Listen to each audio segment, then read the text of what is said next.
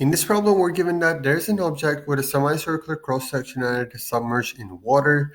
We're asked to find the total force acting on the side of this object. Now, since we know that there's an object and the cross-section is a semicircle, we know that then if total diameter is 12, if total length is 12, then the radius will be 6 meters.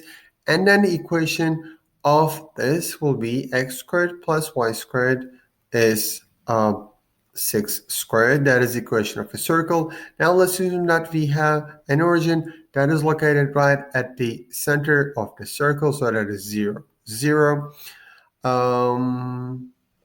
And from this, we could write x as a function of y as x is equal to square root of 36 minus y squared. Now, why do we want to write x as a function of y? Now, let's take this.